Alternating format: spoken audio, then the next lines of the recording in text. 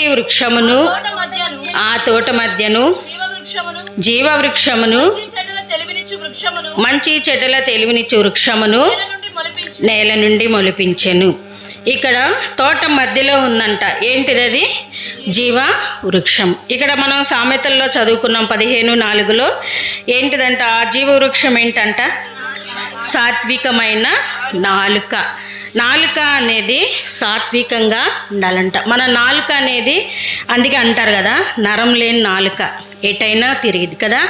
ఈ నాలుక అబద్ధాలు ఆడిద్ది, ఇంకా ఇతరులని ద్వేషించిద్ది, ఇంకా ఘనపరిచిద్ది, ఇంకా ఇతరులని హత్తుకుంటుంది, గాయపరిచిద్ది, మాటల చేత నొప్పించు.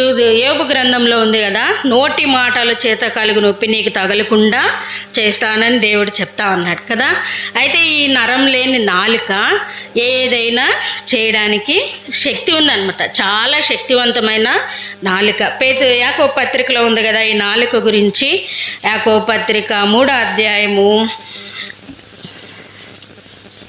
యాకోబు పత్రిక 3వ అధ్యాయము చదువమ్మా. 6వ వచనం చదువు.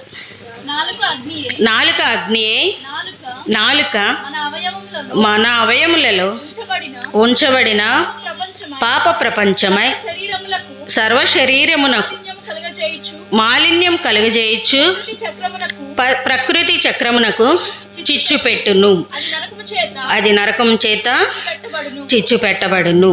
నాలుకంట ఏంటంట? అది అగ్ని మన అవయవంలో ఉంచబడిందే. అది ఎలాంటిదంట? చిచ్చు పెట్టేదన్నమాట నాలుక. అందుకనే మనం ఏం చేయాలి? సమయోచితంగా మాట్లాడాలి. వ్యర్థమైన మాటలు మనము మాట్లాడకూడదు అనమాట.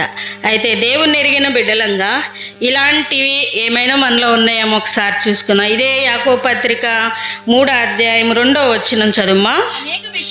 అనేక విషయములలో మనమందరము తప్పిపోచున్నాము. ఎవడైనను మాట యందు తప్పని ఎడల అట్టివాడు లోపం లేనివాడై తన శరీరమును స్వాధీనమందించుకొన శక్తి గలవాడగును.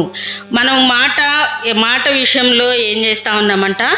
అనేక విషయాల్లో ఏం చేస్తూ ఉన్నాం? తప్పిపోతూనే ఉన్నామంట. అయితే ఎవడైనా లోపం లేనివాడైతే అట్టివాడు ఎలాంటి వాడంట? తన సర్వ శరీరాన్ని ఏం చేస్తాడంట? తన స్వాధీనంలో ఉంచుకోగలుగుతాడంట. నాలుక చేసే లక్షణాలు ఏంటి? నాలుక మనకి ఏవి ఉపయోగకరంగా ఉంటుంది? టేస్ట్ చేయడానికి ఉపయోగం కదా. ఏదన్నా రుచిగా ఉందా లేదా అది చూడడానికి మనకి నాలుక ఉపయోగం అన్నమాట. అయితే ఈ నాలుకని మనం ఏం చేసుకోవాలంట? మన స్వాధీనంలో ఉంచుకోవాలి.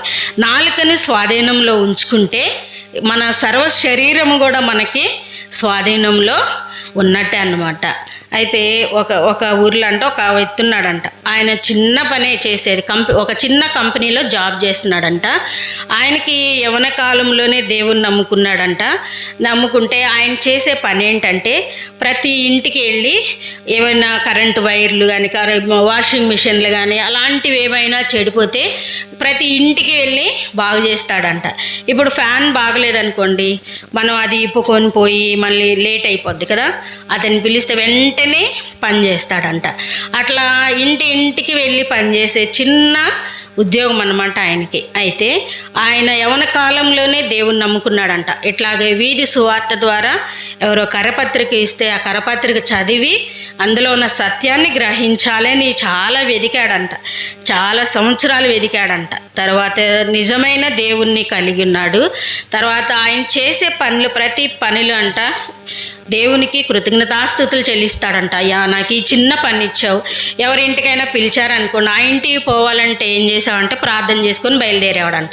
ఆ ఇంట్లో నేను సువార్త చెప్పాలి, నా పని ద్వారా నా నడక ద్వారా నీకు అవమానం రాకుండా నా ద్వారా వాళ్ళు దేవుని వైపు తిరగాలని ప్రార్థన చేసుకొని బయలుదేరేవాడంట. అలా బయలుదేరి వెళ్ళి అట్లా ఆయన మృదువైన మాటల చేత అనేక మంది దేవుని వైపు త్రిప్పబడ్డారంట. కొంతమంది చెప్తా ఉంటే మాటే కసురుగా ఉంటుంది కదా.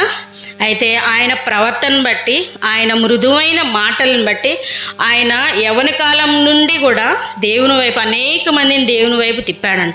ఆయనకి 75 సంవత్సరాలు వచ్చే వరకు మాట సహాయంతోనే అనేక మందిని దేవుని దగ్గరికి నడిపించాడంట. ఎవరికైనా బాగలేకపోతే ఆయన దగ్గరకు వచ్చేవాళ్ళంట. ఒక్క చిన్న మాటే ఆయన చెప్పేది, ఒక్క చిన్న మాట ఏమని, లూకాసు సువార్త 19వ అధ్యాయం 10వ వచనంలో ఉంది కదా, నశించిన దానిని వెదకి రక్షించుటకు మనుష్య కుమారుడు ఈ లోకానికి వచ్చాడు. ఆ ఒక్క మాటే చెప్తాడంట ఆయన. ఆ ఒక్క మాట ద్వారా, ఆయన చెప్పే మాట మృదువుగా ఉంటుంది అనమాట. ఆ మాట ద్వారానే అనేక మంది దేవుని వైపుకి త్రిప్పబడుతూ వచ్చారంట. అయితే నాలుక ఎలాంటిది? అది చిన్నదే, కానీ ప్రపంచానికి ఏం చేస్తుందంట, చిచ్చు పెట్టేదిగా ఉందన్నమాట. అయితే ఈ నాలుక ఇంకా ఎలా ఉందో చూద్దాం. చూడండి, సామెతలు 13వ అధ్యాయము 2వ వచనం చదువుమా. నోటి ఫలము చేత మనుష్యుడు మేలును అనుభవించును, విశ్వాసఘాతకులు బలాత్కారం చేత నశించుదురు. నోటి ఫలము చేత మనుష్యుడు మేలును అనుభవించును. మన నోటి మాటను బట్టే మనం ఏం చేసేవారు ఉండాం, మేలుని అనుభవించేవారు ఉండాం. మనమే కాదు, మన కుటుంబం కూడా. నాలుక ద్వారా ఎన్నో కుటుంబాలు పాలైపోతున్నాయి కదా. ఒక్క మాట ద్వారా, నాలుక లేకపోతే మనం మాట్లాడలేం కదా. అయితే ఆ నాలుకని ఏం చేసుకోవాలంట, ఆ నాలుకను మన అదుపులో ఉంచుకుంటే మన శరీరం మొత్తం మన స్వాధీనంలో ఉంటుందంట. అయితే ఈ నోటి ఫలం చేత మనుష్యుడు మేలుని అనుభవించను. ఆ ఒక్క మనుషుడే కాదు, తన కుటుంబం కూడా మేలుని అనుభవించేదిగా ఉంది. అయితే మన ఇంటిల్లి పాది ఈ అనుభవాన్ని, ఈ ఫలాన్ని మనం పొందుకునే వారంగా ఉంటామన్నమాట. ఇంకా కానీ మనం చూసినట్టయితే ఇదే సామెతలు 15వ అధ్యాయం 1వ వచనం చదువుమా. మృదువైన మాట క్రోధమును చల్లార్చును, నొప్పించు మాట కోపమును రేపును. మృదువైన మాట ఏం చల్లారుస్తుందంట? కోపమును చల్లారుస్తుంది. ఎవరైనా కోపంలో ఉన్నారనుకోండి, మనం కూడా వాళ్ళు అరుస్తూ ఉంటే అదే రేంజ్లో మనం అరిసామనుకోండి, ఏమైంది, అది ఇంకా పెరిగిపోద్దే కానీ తరిగేది కాదనమాట. అయితే మనం ఎవరైనా మనల్ని అరుస్తున్నారనుకో, సపోజ్ మన తప్పు లేదు, కానీ మనం ఏం చేయాలి, దేవుని బట్టి ఏం చేయాలి, మనం తగ్గించుకునే వారంగా ఉండాలి.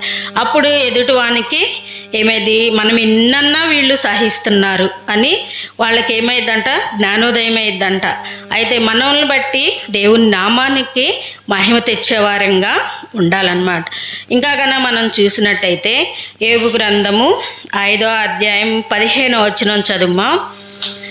యోబు గ్రంథము 5వ అధ్యాయము 15వ వచనం. బలాఢ్యుల నోటి ఖడ్గము నుండి వారి చేతిలో నుండి ఆయన దరిద్రులను రక్షించును. బలాఢ్యుల నోటి ఖడ్గం నుండి వారి చేతిలో నుండి ఆయన దరిద్రులను రక్షించును. ఈ దినాల్లో చూస్తే ఎక్కడ చూసినా అక్రమాలే కదా, ఎక్కడ చూసినా అన్యాయమే. నోరున్న వాళ్ళదే రాజ్యం అన్నమాట కదా. నోరు మంచిదైతే, సామెత ఒకటి ఉంది కదా, నోరు మంచిదైతే ఊరు మంచిదైద్ది అనమాట. అయితే బలాఢ్యుల చేతిలో నోటి ఖడ్గం నుండి వారి చేతిలో నుండి ఆయన దరిద్రులను రక్షించను. ఈ దినాల్లో చూస్తే ఎక్కడ చూసినా అరాచకాలే కదా, నోరున్న వాళ్ళదే రాజ్యం అనమాట. అయితే దేవుణ్ణి నమ్ముకున్న బిడ్డల్ని దేవుడు ఏం చేస్తాడంట, వాళ్ళ నోటి నుండి ఏం చేస్తాడంట, ఆయన కాపాడేవాడిగా ఉన్నాడు, రక్షించేవాడిగా ఉన్నాడనమాట. ఇంకా ఇదే అధ్యాయంలో 21వ వచనం చదువుమా. నోటి మాటల చేత కలుగు నొప్పి నీకు తగులకుండా ఆయన నిన్ను చాటు చేయును, ప్రళయము వచ్చినను నీవు దానికి భయపడవు. ఈ వాగ్దానం దేవుడు యోబు గారికి ఇస్తున్నాడు అనమాట. యోబు గారి విషయంలో 2వ అధ్యాయంలో మనం చూస్తే వాళ్ళ భార్య ఏమంటా ఉంది చూడండి. 2వ అధ్యాయంలో ఆమె ఒక సలహా ఇస్తుందంట. ఏమని? 10వ వచనం చదవమ్మా. చదువు. నీవు ఇంకను యథార్థతను వదలకయుందువా, దేవుని దూషించి మరణం కమ్మనెను. అందుకతడు మూర్ఖురాలు మాట్లాడినట్లు నీవు మాట్లాడుచున్నావు. మనము దేవుని వలన మేలు అనుభవించుదుమా, కీడును మనము అనుభవింపతగదా అనెను. ఈ సంగతులలో ఏ విషయమందును యోబు నోటి మాటతోనైనను పాపం చేయలేదు. ఇక్కడ ఏమంటా ఉంది, మా భార్య, సొంత భార్య వచ్చి ఆయన పరిస్థితిని బట్టి పైన గనక మనం చూస్తే ఇంకా 6వ వచనం నుండి చూసిన 7వ వచనం చదువమ్మా. కాబట్టి అపవాది యెహోవా సన్నిధి నుండి బయలువెళ్ళి అరికాలు మొదలుకొని నెత్తి వరకు బాధగల కురుపులతో యోబును మొత్తెను. అతడు ఒళ్ళు గోగుకొనుటకై చిల్లపెంకు తీసుకొని బూడిదలో కూర్చుండగా. ఇక్కడ ఇతని పరిస్థితిని బట్టి వాళ్ళ భార్య ఒక సలహా ఇస్తుంది అనమాట. ఏం సలహా ఇస్తుంది ఆమె? ఏం సలహా ఇస్తుంది? దేవుణ్ణి దూషించి మరణం కమ్మని. ఆయన బాధ ఆమె చూడలేకపోతా ఉంది. ఆ బాధని చూడలేక ఇంకా ఏం చేస్తూ ఉంది? దేవుణ్ణి దూషించమని సలహా ఇస్తుంది అనమాట. ఈమె మాట్లాడినట్టు యోబు గారు కూడా మాట్లాడారు అనుకోండి, ఇంకేమైనా ఉందా కదా?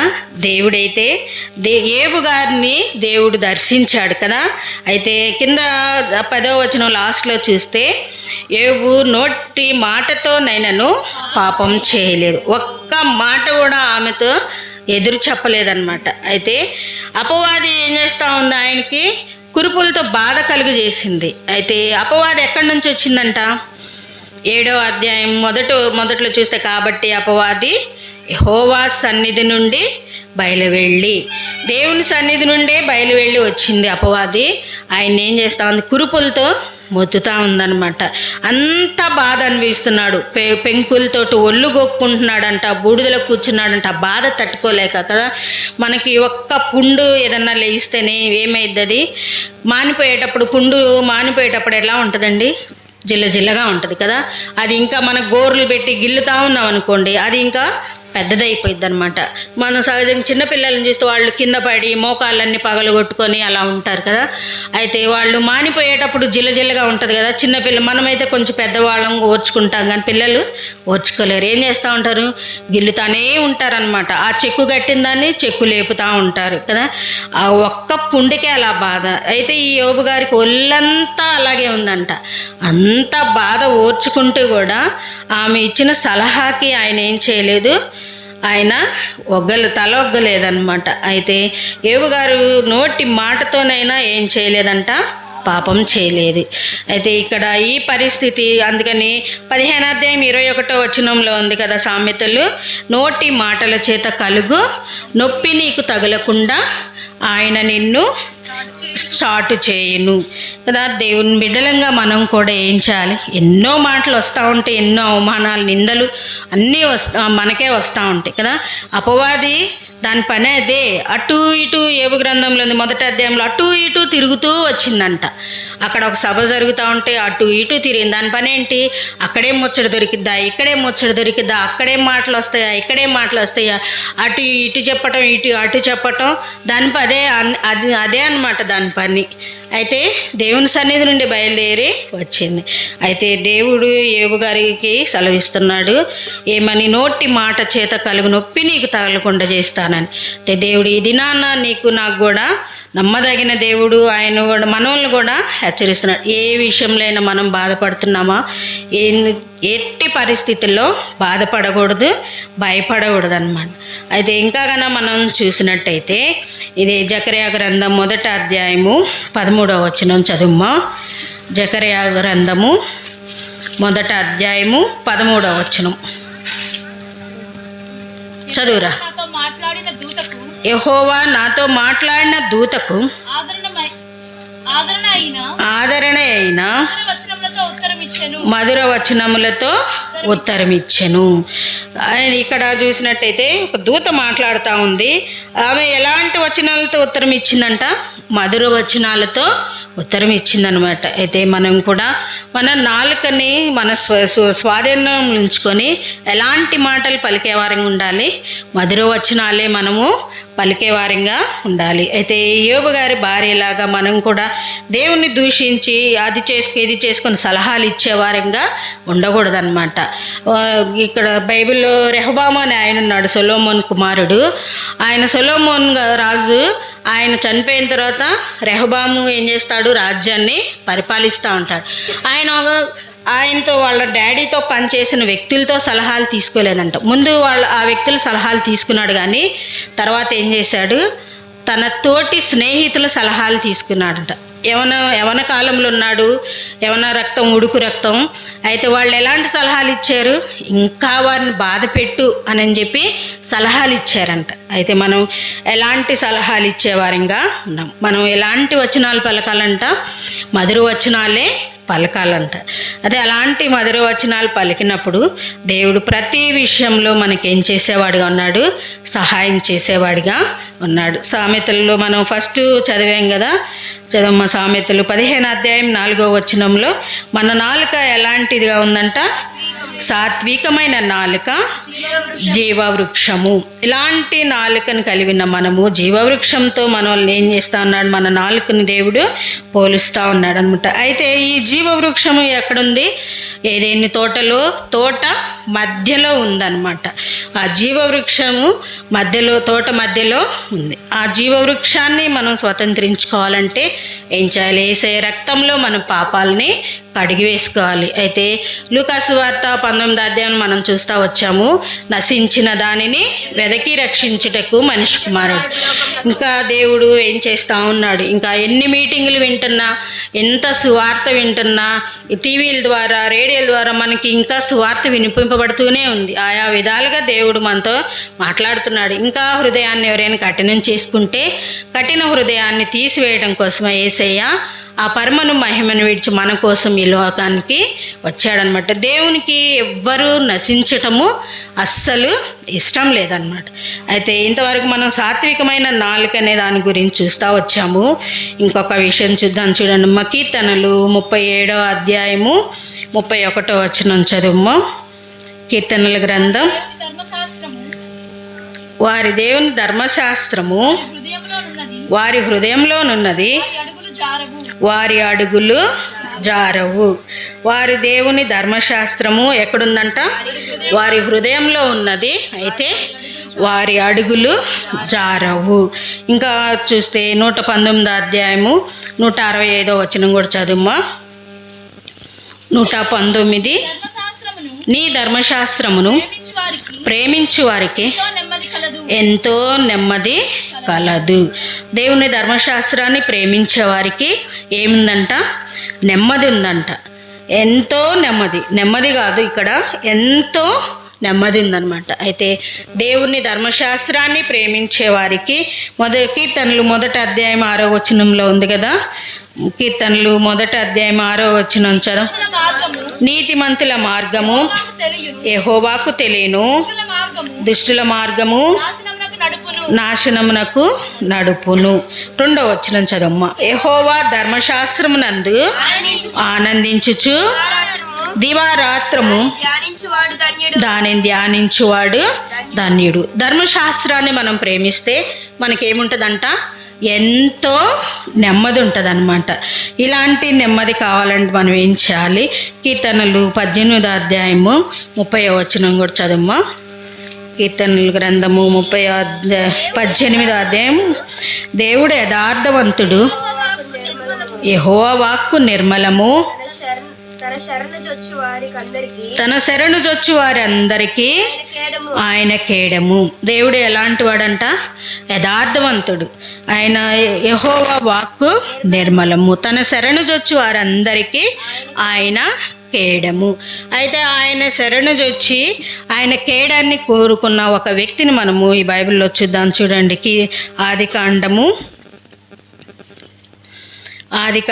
16వ అధ్యాయము. ఆదికాండము 16వ అధ్యాయము. ఇక్కడ 16 అధ్యాయంలో 16 వచనాలు ఉన్నాయి కదా. ఇక్కడ మనకి ఎంతమంది వ్యక్తులు కనపడతా ఉన్నారు? సారా, హాగరు. Very good. అబ్రాము, సారా, హాగరు ముగ్గురు వ్యక్తులు ఇక్కడ మనకి కనబడుతున్నారన్నమాట.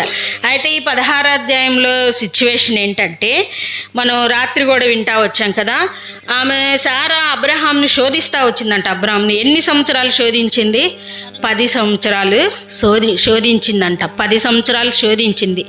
దేనికి? హాగర్ని నువ్వు పెండ్లి చేసుకో, నాకు సంతానం లేదు, హాగర్ ద్వారా నీకు సంతానం కలుగుతుంది అని ఆయన శోధించిందనమాట. హాగర్ని ఏం చేసింది? అబ్రామ్కి భార్యగా ఇచ్చిందనమాట. భార్యగా ఇచ్చిన తర్వాత చూడండి 16వ అధ్యాయం 3వ వచనంలో, కాబట్టి అబ్రాము కనాను దేశంలో 10 ఏండ్లు కాపురమున్న తరువాత అబ్రామ్ భార్య అయిన సారయి తన దాసి అయిన హాగరును ఐగుప్తీయురాలిని తీసుకొని తన పెనిమిటి అయిన అబ్రామునకు భార్యగా ఉండునట్లు అతనికి ఇచ్చెను. ఈ దాసి ఎక్కడి నుంచి వచ్చింది? ఈమెకి ఐగుప్తు నుండి వచ్చింది. ఐగుప్తు నుండి ఎలా వచ్చింది ఈమె దగ్గరికి? ఈ దాసి రాత్రి మనం వింటా వచ్చాం కదా, ఆమె సారయిని బట్టి అబ్రాము ఎలాంటి వాడైపోయాడు? ఆస్తిమంతుడు అయిపోయాడు అనమాట. ఇక్కడ కనుక మనం చూసినట్టయితే 12వ అధ్యాయం, అతడు ఆమెను బట్టి అబ్రామునకు మేలు చేసెను, అందువలన అతనికి గొర్రెలు, గొడ్లు, మగగాడిదలు, దాసులు, పనికత్తెలు, ఆడుగాడిదలు, ఒంటెలు ఇయ్యబడెను. అయితే యెహోవా అబ్రాము భార్య అయిన సారైని బట్టి ఫరోను అతని ఇంటి వారిని మహావేదనల చేత బాధించాను. ఇక్కడ మనం చూసినట్టయితే ఈ దాసి ఎక్కడి నుంచి వచ్చింది? ఆమెకి ఐగుప్తీయురాలే. అయితే ఎవరి ద్వారా వచ్చింది? సారయికే దాసిగా వచ్చింది. ఈమె హాగరు సారయికే దాసిగా వచ్చింది. అయితే సారయిని ఎక్కడికి తీసుకెళ్లారంట? ఐగుప్తు దేశానికి తీసుకెళ్లారు. అక్కడేముంది? ఫరో ఉన్నాడు కదా. అయితే ఆమె ఎవరింటికి తీసుకెళ్ళబడింది? ఫరో ఇంటికి తీసుకెళ్ళబడింది అనమాట. అయితే తర్వాత అక్కడ ఒక చిన్న అబద్ధం ఆడతారు కదా, చిన్న అబద్ధం. ఆమె అబ్రాం గారు ఏం చెప్పారు? సారయి ఎవరంట? నా చెల్లి. ఆయన భయపడిపోయాడు. దేవుడు వాగ్దానం ఇచ్చాడు, భయపడొద్దు, నీ సంతానం నేను అభివృద్ధి చేస్తా, నీతో నిబంధన చేస్తున్నానని చెప్పి దేవుడు చెప్పినా ఆయన ఏం చేశాడు? భయపడిపోయాడు అనమాట. భయపడి ఆమెను ఏం చెప్పమని చెప్పాడు? చెల్లి అని చెప్పమన్నాడు కదా. ఆయన మనసులోకి వచ్చిన మాటని ఏం చేశాడు? సారాయి ద్వారా నెరవేర్చాడంట. అయితే దేవుడు అక్కడ చూసినట్టయితే ఆమె ఐగుప్తులో ఫరో ఇంటికి చేరింది. అక్కడ ఐగుప్తులో ఉన్న స్త్రీలందరికంటే సారాయి ఎలాంటిదంట? మిక్కిలి సౌందర్యవతి అంట. చూడండి, అంత చక్కనామె ఇంక లేదు ఐగుప్తులో. అక్కడున్న ప్రజల కంటే సారయి చాలా చక్కనిదనమాట. అయితే ఫరో ఇంటికి తీసుకెళ్ళబడింది. తర్వాత ఆమె వలన అబ్రామ్ గారికి ఏమొచ్చింది? మేలు జరిగింది. ఏం మేలు జరిగింది? గొర్రెలు, ఆస్తి, సంపదని అక్కడ సమకూర్చుకున్నాడంట. ఆస్తి ఇచ్చిందే కాదు, ఆయన గురించి నిజం తెలిసిన తర్వాత 20వ వచనం చదువమ్మా. మరియు ఫరో అతని విషయమై తన జనులకు ఆజ్ఞాపించినందున వారు అతనిని, అతని భార్యను, అతనికి కలిగిన సమస్తమును పంపివేసిరి. ఆయన విషయం తెలిసిన తర్వాత ఏం చేశారు? సమస్తాన్ని ఇచ్చి ఆయన భార్యతో సహా ఏం చేశారు? అక్కడి నుంచి పంపించేశారన్నమాట. అలాగా అబ్రాం గారు ఆస్తిమంతుడైపోయాడు. ఆస్తిమంతుడైపోయిన తర్వాత అయితే ఇక్కడ చూసినట్టయితే 15వ అధ్యాయంలో 2వ వచనం చదువు. ఆదికాండం 15:2. అందుకు అబ్రాము, ప్రభు అయిన యెహోవా నాకేమి ఇచ్చిననేమి, నేను సంతానం లేనివాడినై పోచున్నానే. దమస్కు ఎలియేజరే నా ఇంటి ఆస్తికర్త యగుని కదా. మొదటి వచనంలో కనుక చూసినట్టయితే ఇది జరిగిన తర్వాత యెహోవా వాక్యము అబ్రామునకు దర్శనమందు వచ్చి, అబ్రామా భయపడకుము, నేను నీ కేడెము, నీ బహుమానము అత్యధిక మగునని చెప్పాను. అయితే ఇక్కడ దేవుని వాక్యం ద్వారా ఇక్కడ అబ్రామ్ని దర్శనం ఇచ్చి ఆయనతో మాట్లాడుతున్నాడు. అయితే అబ్రామ్ గారు ఏమంటున్నాడు, దమస్కు ఎలియేజరే నా ఇంటికి ఆస్తికర్తలు అవుతారు కదా అని చెప్పి చెప్తాం. 3వ వచనంలో కన్నా మనం చూసినట్టయితే, మరియు అబ్రాము ఇదిగో నీవు నాకు సంతానం ఇయ్యలేదు గనుక నా పనివారములో ఒకడు నాకు వారసుడగునని చెప్పగా. 4వ వచనం కూడా చదువుమ్మా. యెహోవా వాక్యము అతని యొద్దకు వచ్చి, ఇతడు నీకు వారసుడు కాడు, నీ గర్భవాసమున పుట్టబోచున్నవాడు నీకు వారసుడగునని చెప్పాను. దేవుడు ఇంత వాగ్దానం ఇచ్చి, దేవుడు భయపడొద్దు అబ్రామ, నేను నీ కేడాన్ని నీ బహుమానం ఇస్తాను, నీకు అత్యధికం చేస్తానని వాగ్దానం ఇచ్చినా సరే ఈ అబ్రామ ఏం చేస్తా వచ్చాడు, శారయి మాటకి ఏమైపోయాడు, లోబడిపోయాడు అనమాట. లోబడిపోయి హాగర్ని తనకి భార్యగా ఇస్తూ వచ్చింది. కింద వచ్చిన వాళ్ళు తనకి భార్యగా ఇస్తూ వచ్చింది. ఇచ్చిన తర్వాత ఆమె అనింది అనమాట, సారయ్యి అనింది. ఏమనింది చూడండి, 4వ వచనం చదవమ్మా. అతడు ఆగరుతో పోయినప్పుడు అది గర్భవతి ఆయను, అది తాను గర్భవతినైతినని తెలుసుకున్నప్పుడు దాని యజమానురాలు దాని దృష్టికి నీచమైనదాయను. చూడండి, ఈమె ఐగుప్తీయులు ఎవరు? శపింపబడిన వాళ్ళు, ఇంకా అపవాది సంబంధులు అనమాట. అయితే అలాంటి ఆమె చేత సారయి ఎలా కనపడుతుందంట, దేవుని చేత ఏర్పాటు చేసుకున్నబడిన బిడ్డ సారయి ఎలాంటిదిగా కనబడుతుందంట, నీచమైనదిగా కనబడుతుందంట. ఆ మాటకి సారయికి చాలా బాధేసింది. ఇంకా కింద వచనాల్లో గనక చూసినట్టయితే 5వ వచనం చదవమ్మా. అప్పుడు సారయి, నా ఉసురు నీకు తగులును, నేనే నా దాసిని నీ కౌగిటికి ఇచ్చిన తర్వాత తాను గర్భవతినైతినని తెలుసుకున్నప్పుడు నేను దాని దృష్టికి నీచమైన దాననైతిని, నాకును నీకును యెహోవా న్యాయం తీర్చునుగాక అని అబ్రాముతో అనెను. ఇక్కడ చూస్తే ఆమెకి ఏమొచ్చేసింది, వ్యసనం వచ్చేసింది అనమాట. వ్యసనం వచ్చేసి ఏమంటుంది, ఎవరు న్యాయం తీరుస్తారంట, యెహోవా నీకు నాకు న్యాయము తీర్చును. ఇలాంటి సిచ్యువేషన్ రావడానికి కారణం ఎవరు? ఇలాంటి సిచ్యువేషన్ రావడానికి కారణం సారయ్యే కదా. అందుకని మన లోక సామెత ఒకటి ఉంది, తాను తోకున్న గుంటలో తానే పడ్డట్టు, తాను తోకున్న గోతిలో తానే పడ్డట్టు కదా. ఈమె ఏం చేసింది, హాగర్తో పోతే పుడితే సంతానం నాకు కూడా సంతానం అవుతారు, దేవుడు ఇక్కడ వాగ్దానం ఇచ్చాడు, నేను భయపడొద్దు, నీకు కేడెంను నేను నీ బహుమానాన్ని అత్యధికం చేస్తానని దేవుడు వాగ్దానం ఇస్తే ఆ వాగ్దానాన్ని నమ్మక ఏం చేస్తూ ఉన్నారు, లోక మర్యాద చొప్పున ఇక్కడ జరిగిస్తూ ఉన్నారనమాట. అయితే ఆ లోక మర్యాద చొప్పున జరిగించడానికి ఆలోచన వచ్చింది, అది అమలు చేసింది. అయినా సరే మళ్ళీ ఏమైపోయింది, ఆమెకి వ్యసనం వచ్చేసింది అనమాట. వ్యసనం వచ్చి ఇంకా ఆ మాట ఎంత మాట కదా, 5వ వచనంలో చూస్తే, నా ఉసురు నీకు తగులును, నేనే నా దాసిని నీ కౌగిటికి ఇచ్చిన తర్వాత తాను గర్భవతినైతినని తెలుసుకున్నప్పుడు నేను దాని దృష్టికి నీచమైన దాన్ని అయితిని, నాకును నీకును యెహోవా న్యాయం తీర్చునుగా కానీ అబ్రాముతో చెప్పు. ఇక్కడ ఏం చేస్తూ ఉంది, శపిస్తూ ఉంది, నా ఉసురు నీకు తగులునుగాక అని. ఈ సిచ్యువేషన్ రావడానికి కారణమే ఆమె. కానీ మళ్ళీ ఏం చేస్తూ ఉంది, ఆ నిందని ఆమె మీద వేసుకోవట్లేదు కదా.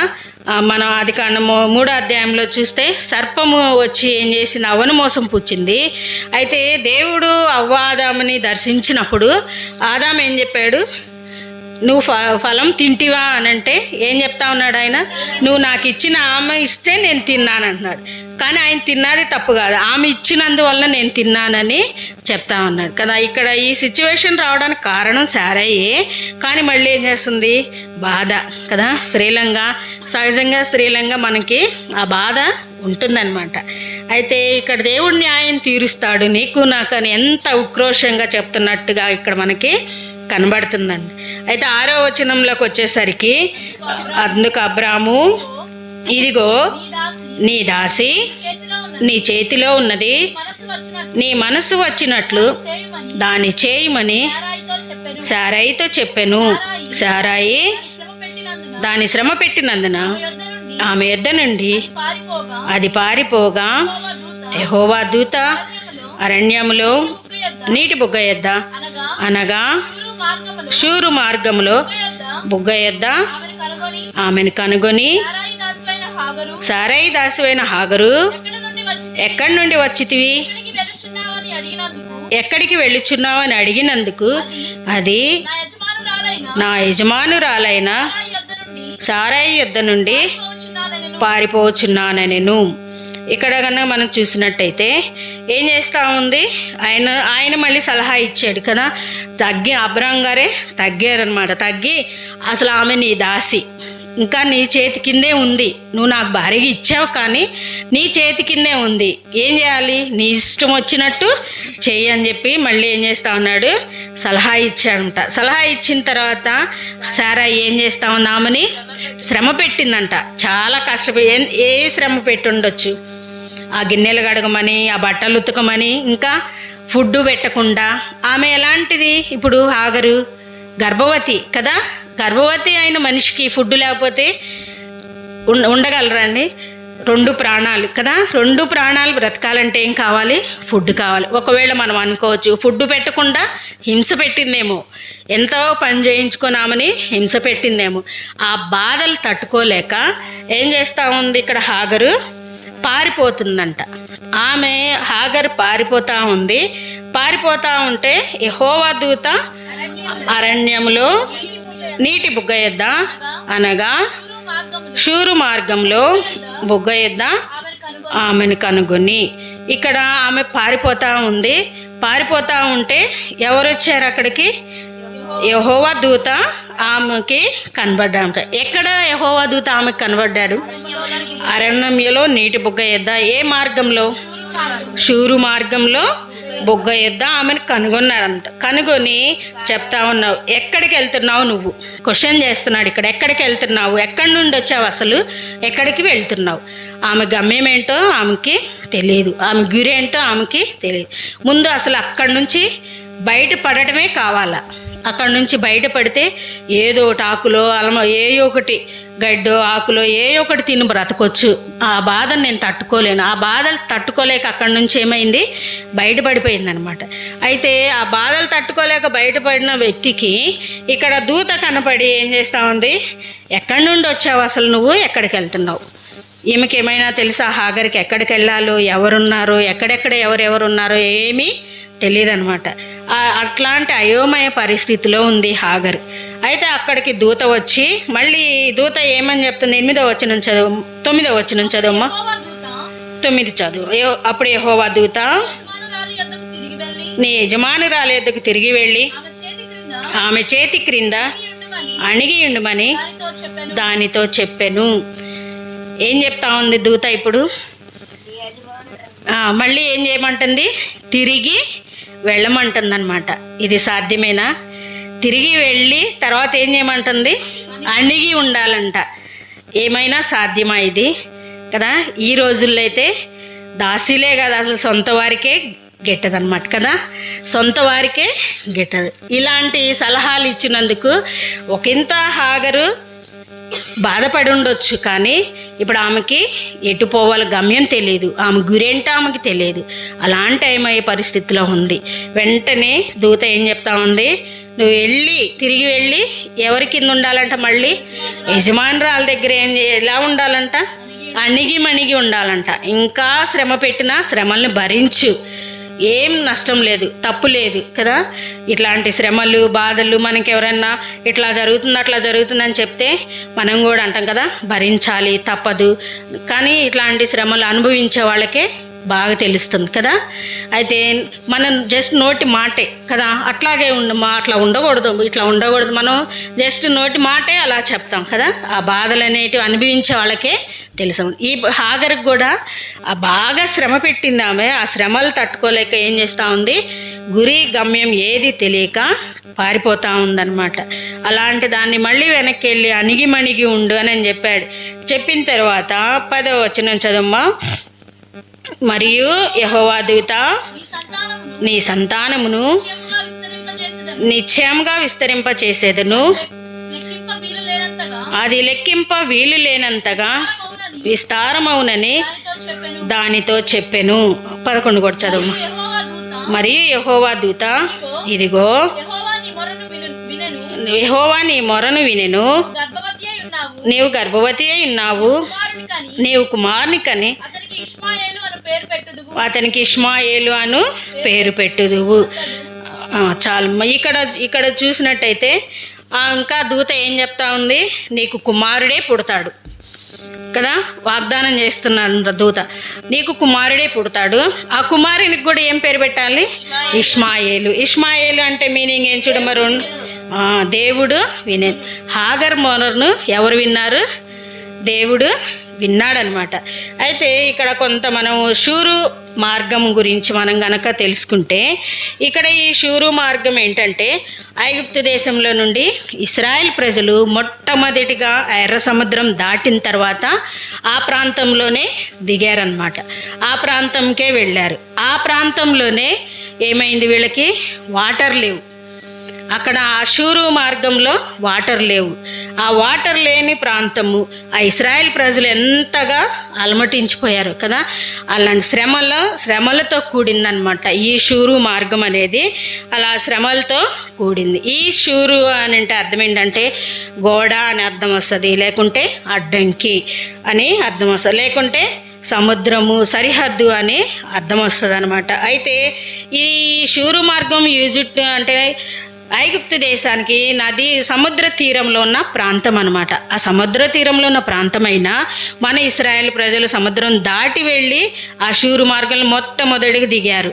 దిగిన తర్వాత వాళ్ళకి ఏమైంది, అక్కడ నీళ్లు లేవు. నీళ్లు లేక ఏమైపోయారు? అలమటించిపోయారనమాట కదా. మనం కూడా అంతే, ఒక్క పూట మున్సిపాలిటీ వాటర్ రాకపోతే నీళ్లు రాలా. నీళ్లతోనే ఏదైనా మనకి పని అనమాట. అయితే ఎలాంటి పరిస్థితుల్లో అక్కడ ఇశ్రాయేల్ ప్రజలు ఉన్నారు? నీళ్లు లేని పరిస్థితిలో ఉన్నారనమాట. ఆ నీళ్లు లేని పరిస్థితిలో ఉన్న వాళ్ళకి వాళ్ళ విశ్వాసానికి ఒక పరీక్ష అనమాట. ఆ ఐగుప్తు దేశంలో వాళ్ళు ఏం చేస్తూ వచ్చారు? ఆ దాసత్యంలో వాళ్ళు ఐగుప్తీయులు పెట్టే ఆ ఫరో వాళ్ళు పెట్టే బాధలు తట్టుకోలేక యెహోవాకు మొరపెట్టుకుంటే దేవుడు మోషే ద్వారా ఇశ్రాయేల్ ప్రజలను విడిపిస్తూ వచ్చాడు. ఆ బాధల కంటే ఈ బాధ ఇంకా ఎక్కువైపోయిందనమాట. అందుకనే సముద్రం మధ్యలోకి వెళ్ళిన తర్వాత వాళ్ళు ఏం చేస్తూ ఉన్నారు? ఇశ్రాయేల్ ప్రజలు వెనక్కి తిరిగారు. వెనక్కి తిరిగి చూస్తే ఎవరున్నారు? ఫరో సైన్యం వస్తూ ఉంది రథాలతోటి. అప్పుడు మోషే మీద గొణుగుతున్నారు, మాకు సమాధులు అక్కడ లేవని మమ్మల్ని ఇక్కడికి తీసుకొచ్చా భయపడిపోయారనమాట. అయితే దేవుడు సముద్ర మార్గంలో వారిని సముద్రం మొత్తం దారిగా చేసి వాళ్ళని నడిపించాడనమాట. అయితే ఇశ్రాయేల్ ప్రజలకి విశ్వాస పరీక్ష అనమాట ఈ షూరు మార్గం. అయితే ఇలాంటి మార్గంలోనే ఎవరిని దర్శించారు? యెహోవా దూత హాగర్ని దర్శిస్తూ వచ్చిందనమాట. దర్శించిన తర్వాత ఏం చెప్పింది? ఇంక ఈ ప్రాంతంలో నీకు ఎక్కడా ఏమీ దొరకవు కదా, నువ్వు వెనక్కి వెళ్ళిపోవడం మంచిది. వెళ్ళి ఎలా ఉండమని చెప్పింది? అణిగి ఉండమని చెప్పిందనమాట. అణిగి ఉండమని చెప్పింది. తర్వాత ఇక్కడ ఏమైంది? వాగ్దానం చేసింది, నీవు గర్భవతి అయి ఉన్నావు, నీ కుమారుని కని అతనికి ఏమని పేరు పెడతావు? ఇష్మాయేలు అను పేరు పెడతావు అని చెప్పి చెప్పిందనమాట. అయితే ఈ నీటి బుగ్గ యొద్ద దేవుని దూత ఈ హాగర్ను దర్శించింది. హాగర్ను దర్శించిన తర్వాత హాగరు ఆ షూరు మార్గంలో ఏం లేవంట, నీళ్లు లేవన్నమాట. అయితే వెనక్కి తిరిగి వెళ్ళిపోయింది. వెనక్కి తిరిగి వెళ్ళిపోయిన తర్వాత మళ్ళీ చూడము 21వ అధ్యాయము, ఆదికాండము 21వ అధ్యాయము. ఈ 21వ అధ్యాయంలోకి వచ్చేసరికి ఇక్కడ ఏమైంది? సారాకు కూడా కుమారుడు పుట్టాడనమాట. సారాకి కుమారుడు పుట్టిన తర్వాత 8వ వచనం చదవము. 21:8. ఆ పిల్లవాడు పెరిగి పాలు విడిచెను. ఇసాకు పాలు విడిచిన దినమందు అబ్రహాము గొప్ప విందు చేసెను. అప్పుడు అబ్రహామునకు ఐగుప్తీయురాలైన హాగరు కనిన కుమారుడు పరిహసించుట సారా చూచి, ఈ దాసిని దీని కుమారుని వెళ్ళగొట్టుము, ఈ దాసి కుమారుడు నా కుమారుడైన ఇస్సాకుతో వారసుడై ఉండడని అబ్రహాముతో అనెను. అతని కుమారుని బట్టి ఆ మాట అబ్రహామునకు మిక్కిలి దుఃఖము కలుగజేసెను. ఇక్కడికి వచ్చేసరికి సారాకి దేవుడు వాగ్దానం చేసిన ప్రకారము దేవుడు కుమారుని ఇచ్చాడనమాట. కుమారుని ఇచ్చిన తర్వాత అక్కడ 8వ దినం అప్పుడు పాలు విడిచిన తర్వాత ఏం చేశాడంట, గొప్ప విందు చేశాడు. ఆ విందు జరుగుతూ ఉన్నప్పుడు సారా ఒకటి గమనించింది. ఏంటి? ఐగుప్తీయురాలైన హాగరు కుమారుడుంట ఇస్సాకుని పరిహసించుట చూచిందనమాట. చూచి ఏం చేస్తూ ఉంది, ఈమె నా దగ్గర వద్దు, ఈ చిన్నవాడిని దాసిని వెళ్ళగొట్టు అని చెప్పి చెప్తా ఉందన్నమాట. చెప్పిన తర్వాత అక్కడి నుంచి ఏమైంది చూడండి, 13వ వచనం చదవమ్మా. అయినను 12వ వచనం చదవమ్మా. అయితే దేవుడు ఈ చిన్నవాడిని బట్టి నీ దాసిని బట్టి నీవు దుఃఖపడవద్దు, సారా నీతో చెప్పు ప్రతి విషయంలో ఆమె మాట వినుము, ఇస్సాకు వలన అనున్నది నీ సంతానం అనబడును. ఇక్కడ అబ్రహాం గారు ఏం చేస్తున్నాడు, ఆమెను పంపించి వెయ్యి అని చెప్పినప్పుడు ఏం చేస్తున్నాడంట, ఆయన దుఃఖపడ్డాడంట. దుఃఖపడితే ఆయన మిక్కిలి దుఃఖం కలిగజేసిందంట ఆ మాట. ఏ మాట? ఆమెని ఇక్కడి నుంచి వెళ్ళగొట్టు అని చెప్పిన మాట ఆయనకి దుఃఖం కలిగజేసిందనమాట. అయితే యెహోవా దూత మళ్ళీ ఏం చెప్తా ఉన్నాడు, ఆ చిన్నవాడిని బట్టి నీ దాసిని బట్టి నువ్వు దుఃఖపడవద్దు, సారా నీతో చెప్పే ప్రతి విషయంలో ఆమె మాట వినుము, ఇస్సాకు వలన అయినదియే నీ సంతానం అనబడును. ఇప్పుడు దేవుడు చెప్తున్నాడు. మొదట హాగర్ని ఇచ్చినప్పుడు దేవుడు చెప్పలా, హాగర్ని ఇయ్యి, సారాతో చెప్పలా దేవుడు, హాగర్ నీవు నీ కుమారుడు పుడతాడని కదా. ఆమె సొంత ఆలోచనతో చేసిన తర్వాత ఆమె సిచ్యువేషన్ అక్కడ ఆ గలిబిలి పరిస్థితి అంతా ఆమె కలుగు చేసుకుంది. తర్వాత ఏమైంది, ఇక్కడ వచ్చేసరికి ఆమె కుమారుడు పుట్టిన తర్వాత ఏం చేస్తూ ఉంది, తరిమి వేయి వెళ్ళగొట్టానని చెప్తుంది. అప్పుడు ఆ మాట అబ్రహాం గారికి ఏమైందంట, దుఃఖం కలిగజేసిందంట. ఎందుకు? ఈయన కూడా ఇష్మాయిల్ కూడా అబ్రహాం గారు రక్త సంబంధమే కదా, ముందు పుట్టాడు. అయినా సరే దేవుడు వాగ్దానం ద్వారా పుట్టిన కుమారుడు ఇస్సాకు. ఇష్మాయిల్ కూడా అబ్రహాం సంతానమే. అయితే రక్త సంబంధాన్ని బట్టి దుఃఖం కలుగజేసిందనమాట. అయితే దేవుడు చెప్పాడు ఏమని, సారా మాట ప్రతి విషయంలో ఆ మాట విను, ఆమె ఏది చెబితే అది చెయ్యి అని చెప్పి. అయితే ఆమె దేవుడు చెప్పిన ప్రకారము ఏం చేస్తూ ఉన్నాడు అబ్రహాం గారు, కింద వచనాల్లో చూస్తే 13వ వచనం చదవమ్మా. అయినను ఈ దాసి కుమారుడును నీ సంతానమే గనుక అతని కూడా ఒక జనముగా చేసేదనని అబ్రహాముతో చెప్పాను. కాబట్టి తెల్లవారినప్పుడు అబ్రహాం లేచి ఆహారమును నీళ్ల తిత్తిని తీసుకొని ఆ పిల్లవానితో కూడా హాగర్నకు అప్పగించి ఆమె భుజం మీద వాటిని పెట్టి ఆమెను పంపివేశాను. ఆమె వెళ్ళి బెయేర్షెబా అరణ్యంలో ఇటు అటు తిరుగుచుండెను. ఇక్కడ చూసినట్టయితే ఆయన ఏం చేస్తూ ఉన్నాడు, దేవుని మాటకి విధేయత చూపాడు. ఇక్కడ రక్త సంబంధం లాగుతూ ఉంది, ఈ పిల్లవాడిని పంపించేయాలి, ఆమెను పంపించేయాలి కదా, చిన్నవాడే వీడు కూడా. అయితే ఆయనకి రక్త సంబంధాన్ని బట్టి దుఃఖం కలుగజేసింది. కానీ దేవుని మాట విన్నాడు. దేవుడు ఏం చెప్పాడు, ప్రతి విషయంలో ఎవరి మాట వినమన్నాడు, సారా మాట విను, అదే నీకు మేలు. అయితే అబ్రహాం ఇక్కడ ఏం చేస్తా వచ్చాడు, అబ్రహాం గారు దేవునికి విధేయత చూపాడు, లోబడ్డాడు. ఇక్కడ ఏం చేశాడు, ఆహారం ఇచ్చాడంట. నీళ్ళ తిత్తిని తీసుకొని ఆ పిల్లవానితో కూడా హాగర్కి అప్పగించి ఆమె భుజం మీద పెట్టి ఆమెను పంపివేశాను. ఇప్పుడు భుజం మీద పెట్టేయడం అంటే ఎంత ఆహారం ఇచ్చుంటాడు, సపోజ్ 2-3 రోజులు సరిపడా ఇచ్చుంటాడు. ఇప్పుడు చపాతీలు రొట్టెలు అయ్యి అనుకోండి, ఎన్ని రోజులు ఉంటాయి, 2-3 రోజులు ఉంటాయి కదా, నెల ఉంటాయి. ఒక నీళ్ళ తిత్తి ఇచ్చాడంట. అయితే ఈయన సంపన్నుడు, ఈయనకి ఆస్తి ఉంది, గొర్రెలు ఉన్నాయి, ఇంకా గాడిదలున్నాయి, ఒంటెలున్నాయి, ఎంత ఆస్తిమంతుడు. మళ్ళీ దాసదాసీలు ఉన్నారు, ఎంతమంది ఉన్నారు. ఒకళ్ళని పొమ్మంటే పోతారు, ఒకళ్ళు రమ్మంటే వస్తారు. అయితే ఈమెని అట్లా పంపివేయకుండా, ఆమె భుజం మీద పెట్టి పంపివేయకుండా అక్కడికి తీసుకెళ్ళి ఒక ప్లేస్ చూసి అక్కడ ఉంచి ఆమె స్థిరపడే వరకు ఆమెను పోషించే బాధ్యత ఈయనకుంది. అంత స్తోమత కూడా ఉంది అబ్రహాం గారికి. కానీ ఎవరికి విధేయత చూపాడు ఈయన? దేవుడు చెప్పిన మాటకి లోబడ్డాడనమాట. లోబడి ఏం చేస్తున్నాడు? ఆహారం ఇచ్చాడంట, నీళ్ళ తిత్తిచ్చి ఆమె భుజం మీద పెట్టేసి ఆమెని ఏం చేశాడు?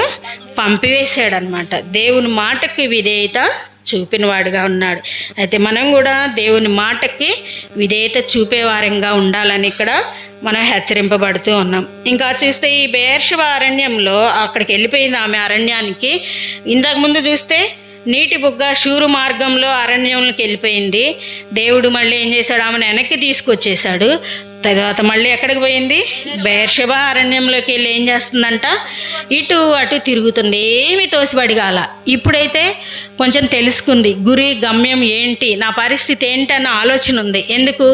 ఇష్మాయిల్ ఉన్నాడు కదా. ఇంతకు ముందు అయితే ఆ ఉక్రోషంతో ఆమె బాధ పెట్టింది, శ్రమ పెట్టింది. ఆ ఉక్రోషంతో ఆమె బెట్టుగా అక్కడి నుంచి బయలుదేరి వెళ్ళిపోయింది. గురి గమ్యం ఏది తెలియకనే వెళ్ళిపోయింది. తెలియక వెళ్ళిపోయింది కాబట్టి మళ్ళీ ఏం చేస్తా వచ్చాడు? దేవుడు ఆమెని వెనక్కి పంపించాడనమాట. వెనక్కి పంపించి సమృద్ధి గల ప్రాంతంలో ఉంచి ఆమెని మళ్ళీ ఇక్కడికి వచ్చేసరికి ఎక్కడికి వెళ్తా ఉంది ఈమె? బెయేర్షెబా అరణ్యంలో ఏం చేస్తూ ఉంది? ఇటు అటు తిరుగుతుందంట. ఇటు అటు ఎందుకు తిరుగుతూ ఉంది? 15వ వచనం చదువమ్మా. ఆ తిత్తిలోని నీళ్లు అయిపోయిన తర్వాత ఆమె యొక్క పొద కింద ఆ చిన్నవాణ్ణి పడవేసి, ఈ పిల్లవాని చావు నేను చూడలేనని అనుకొని వింటివేత దూరం వెళ్ళి అతనికి ఎదురుగా కూర్చుండెను. ఆమె ఎదురుగా కూర్చుండి ఎలుగెత్తి ఏడ్చెను. దేవుడు ఆ చిన్నవాని మొరను వినెను. అప్పుడు దేవుని దూత ఆకాశం నుండి హాగరును పిలిచి, హాగరు, నీకేమి వచ్చినది? భయపడకుము. ఆ చిన్నవాడున్న చోట దేవుడు వాని స్వరం వినియున్నాడు. నీవు లేచి ఆ చిన్నవాణిని లేవనెత్తి నీ చేత పట్టుకొనుము, వాణ్ణి గొప్ప జనముగా చేసేదనని ఆమెతో అనెను. మరియు దేవుడు ఆమె కన్నులు తెరిచినందున ఆమె నీళ్ల ఊట చూచి వెళ్ళి ఆ తిత్తిని నీళ్లతో నింపి చిన్నవానికి త్రాగనిచ్చెను. దేవుడు ఆ చిన్నవానికి తోడైండెను. అతడు పెరిగి పెద్దవాడై ఆ అరణ్యంలో కాపురముండి వీలుకాడాయను. చాలు. ఇక్కడ బెయేర్షెబా అరణ్యంలోనికి మళ్ళీ వచ్చేసింది. అటు ఇటు తిరుగుతుంది తోచుబడిగాక. తర్వాత ఏం చేసింది? చిన్నవాని బాధ నేను చూడలేకపోతాను కదా. ఎంతైనా తల్లి కదా, చాలా బాధపడతా ఉంది. ఏడుస్తూ ఉన్నాడు చిన్న బిడ్డ. అక్కడ విసిరేసి ఏం చేస్తూ ఉందంట? ఆయన ఎదురుగా కూర్చుంది. ఏడుస్తూ ఉంటే ఎదురుగా కూర్చొని ఏం చేసిందంట? ఎలుగెత్తి ఏడ్చిందనమాట. ఎలుగెత్తి ఏడ్చింది. ఇక్కడ ఎలుగెత్తి ఏడవటం దేవునికి మొరపెట్టిందనమాట. దేవునికి మొరపెడితే ఏమైంది? దేవుడు ఆ చిన్నవాని మొర విన్నాడంట. చిన్నవాని మొర విని ఏం చేశాడు? దేవుడు హాగరు దగ్గరకు వచ్చి ఏం చెప్తా ఉన్నాడు?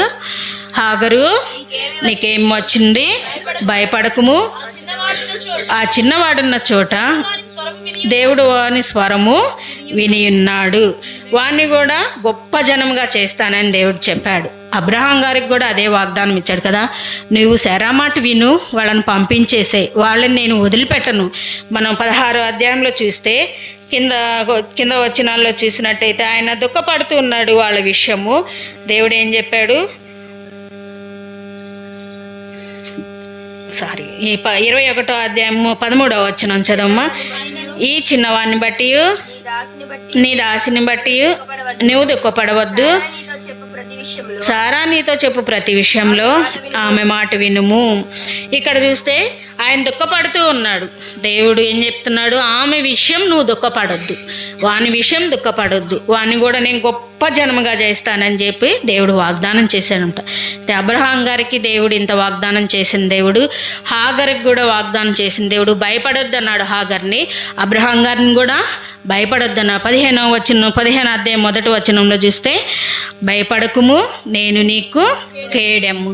దేవుడు ఈ దినాన నీకు నాకు కూడా గొప్ప వాగ్దానం ఇస్తున్నాడు. ఈ బెయేర్షెబా అరణ్యము గొప్ప ఆశీర్వాదానికి కారణం అన్నమాట. అయితే దేవుడు గొప్ప జనముగా చేస్తానని, ఇష్మాయిల్ని కూడా గొప్ప జనముగా చేస్తానని దేవుడు వాగ్దానం చేశారనమాట. అయితే ఇలాంటి వాగ్దానాలు మనం కూడా పొందుకోవాలంటే మనం ఏం చేయాలి, మనం కూడా హాగరు వలె ఎలుగెత్తి ఏడ్చి దేవునికి మొరపెట్టేవారంగా ఉండాలి. ప్రతి విషయంలో మనం ఏం చేసేవారంగా ఉండాలి, దేవుని వేడుకునేవారంగా ఉండాలి. ఇంకా దేవుని మహాకృపను బట్టి నిజంగా చూస్తే ఈ దినమును అనేకులు చూడలేకపోయారు కదా. దేవుడు ఆయన సంకల్పంలో ఉన్నాం కాబట్టి మనల్ని ఇంతగా ఆయన ప్రేమిస్తూ వచ్చాడనమాట. అయితే మనం మొట్టమొదటిగా చూసుకుంటే సామెతలు 15 అధ్యాయం 4వ వచనంలో, సాత్వికమైన నాలుక ఎలాంటిదంట, జీవవృక్షం అంట. అలాంటి నాలుకను మనం కలిగి ఉండాలని దేవుడు ఇక్కడ మనల్ని హెచ్చరిస్తున్నాడు. ఇంకా 15 అధ్యాయం 1 వచనంలో చూస్తే, మృదువైన మాట క్రోధం చల్లార్చును, కోపాన్ని చల్లార్చుంది. మనం మృదువైన మాటలు మాట్లాడే వారంగా ఉండాలి, ఎవరికి కోపం రేపేవారంగా ఉండకూడదన్నమాట. అయితే మన కుటుంబ జీవితంలో దేవుని ఫలాలు మనం పొందుకునే వారంగా ఉండాలి. అయితే ఇలాంటి ఫలాలు మనం పొందుకోవాలి. జీవవృక్షం మనం కూడా పరమరాజ్యంలో మన కుటుంబాలతో మనం ఉండాలంటే మనం ఏం చేయాలి, కుటుంబాలుగా దేవుణ్ణి సేవించే వారంగా ఉండాలి. అయితే దేవుడు దీని మెల్ల చేతులు జాసి ఎదురు చూస్తున్నాడు, ఇంకా ఎవరు నా దగ్గరికి వస్తారా అని. ప్రతి బిడ్డ కోసం దేవుడు ఏం చేస్తున్నాడు, ఆయన ఎదురు చూస్తున్నాడు అనమాట. ఇంకా నా దగ్గరికి వస్తారు, ఇంకా నా దగ్గరికి వస్తారు, ఆయన వేం చేస్తూ ఉన్నాడు. అయితే ఒక దినం వస్తుంది, ఆయన దినము ఎలాంటిది వస్తుందంట, దొంగ వలె వస్తాడంట. ఆయన దొంగ వలె వచ్చినప్పుడు దేవుని రాజ్యంలో నీవు నేను ఉండాలని దేవుని కోరిక అనమాట. అందుకని ఇలాంటి మీటింగ్స్ అన్ని దేవుడు మన కోసం ఏర్పాటు చేస్తున్నాడు. ఇంకా ఎవరైనా దేవుని నమ్ముకోకుంటే ఈ దినమే, అందుకని హెబ్రీ పత్రికలో ఉంది, ఇదే మిక్కిలి అనుకూలమైన సమయము, ఇదే రక్షణ దినం. ఇలాంటి దినాలు మళ్ళీ మళ్ళీ వస్తాయని మనం ఎదురు చూడకూడదు కదా. నిజంగా ఈ దినాలు ఎంత భయంకరమైన దినాలు కదా. బయటకు వెళ్ళిన వాళ్ళు క్షేమంగా ఇంటికి వచ్చి తిరిగి వస్తారన్న ఆలోచన లేదనమాట. ఇలాంటి భయంకరమైన దినాల్లో ఉన్నాం మనం. అయితే మనం అందరం కూడా ఏం చేయాలి, దేవుణ్ణి, సత్యవంతుడైన దేవుణ్ణి, ఆయన యథార్థవంతుడైన దేవుణ్ణి మనము సేవించే వారంగా ఉండాలి. ఒక చిన్న సాక్ష్యం చెప్తానండి. ఈ పోయిన నెలలో డిసెంబర్ మాసంలో ఇదే రోజున 28వ తేదీ ఇక్కడ ఆదివారం, ఆ దినము ఇక్కడ మన గ్రామంలోనే మీటింగ్ జరుగుతా ఉంది. స్తుతికుడి పెట్టుకున్నారు బ్రదర్ వాళ్ళు. ఆ స్తుతికుడికి మేము కూడా రావాలి. ముందే వ్యాను అంకుల్ వాళ్ళందరూ బయలుదేరి వచ్చేసారు, ఆంటీ వాళ్ళందరూ. మేము కూడా ఈ మీటింగ్కి రావాలి. మేము వెయిట్ చేస్తున్నాం. మా సారుండి వేరే ఊరు వెళ్ళి వస్తాను, నేను వచ్చేసరికి రెడీగా ఉండండి, మీటింగ్కి వెళ్దాము అని చెప్పారు. చెప్తే మేము ఇంకా అప్పటికి లైవ్ చూస్తూ ఉన్నాం. పాటలు స్టార్ట్ అయిపోయినాయి. ఒక పాట అయిపోయింది, ఇంకా రాలేదేంటా అని మేము ఎదురు చూస్తామని. నేను అప్పుడే ఫోన్ చేశాను మా సార్కి. ఫోన్ చేస్తే ఆ ఫోన్ తీసుకొని నాకు ఇట్లా యాక్సిడెంట్ అయింది అన్నారు. అసలు నమ్మలేకపోయాము. ఇంకా యాక్సిడెంట్ అయింది అంటే కారు తీసుకొని వచ్చారు, కారు బండికి ఏమైనా గుద్దారా, అసలు ఏమైంది, ముందు ఏమైంది మాకు అంటే అసలు ఊహించుకోవటానికి అది వీలు కాలని. వెంటనే మేము బయలుదేరుకొని ఇక్కడ మన గ్రామం దగ్గరే టీ స్టెప్ ఉంది కదా, ఆ టీ స్టెప్ దగ్గరే జరిగిందనమాట. అయితే వెంటనే హాస్పిటల్కి తీసుకెళ్తే మాకు ఫోన్ చేశారు, హాస్పిటల్లో ఉన్నాము అని. అక్కడికి వెళ్ళి చూస్తే కాలు రెండు చోట్ల విరిగిందనమాట. విరిగితే దేవుడు నిజంగా అద్భుతంగా, ప్రాణానికైతే దేవుడు హాని చేయలేదు, కానీ ఒక చిన్న దెబ్బతోండి, అది కూడా అది కాలుకే కొంచెం నడవడానికి వీలేదు, యాంకిల్ దగ్గర జరిగిందనమాట. నిజంగా దేవుని మహాకృప లేకపోతే ఈ దినము మేము కూడా ఇక్కడ వచ్చి నిలిచి ఉండేదాన్ని కాదనమాట. ఆ దినము ఆదివారము మార్నింగ్ నా ధ్యాన భాగం కూడా ఇదే అన్నమాట. ఆదికాండము 16వ అధ్యాయము షూరు మార్గము అనేది నా వాక్య ధ్యానం అన్నమాట, నా డైలీ పోర్షన్. ఉదయం పూట చూసుకుంటే షూరు మార్గంలో ఇలాంటి శ్రమలు కష్టాలు ఇశ్రాయేల్ ప్రజలు ఎంతగా అనుభవిస్తూ వచ్చారు. నేను ముందే అనుకున్నా, ఏంటి ప్రభా ఈ షూరు మార్గం గురించి. నేను అంతకుముందు ఒక అంకుల్ వాక్యం చెప్తుంటే షూరు మార్గం గురించి వింటూ వచ్చానమాట. ప్రభా ఈ దినము నాకు ఈ షూరు మార్గం గురించి తెలియజేశావు అని చెప్పి ప్రార్థన చేసుకున్నా. మళ్ళీ ఆరాధనకి వెళ్ళాము, మందిరం నుంచి ఇంటికి వచ్చాము, అంతా క్షేమంగానే ఉన్నాం. కానీ ఒక్క సెకండ్లోనే జరిగిపోయిందనమాట. దేవుని మహాకృపను బట్టి ప్రాణానికైతే దేవుడు హాని చేయలేదు, కానీ కొంచెం కాలుకే ఫ్రాక్చర్ అయింది. ఈ దినంకి ఈ రోజుకి 1 నెల అవుతుంది. అయితే మా వారి కోసం ప్రార్థన చేయండి. ఇంకా దేవుడు సంపూర్ణమైన స్వస్థత అనుగ్రహించలాగా ప్రార్థన చేయాలని అందరికీ ప్రైజ్ ది లార్డ్.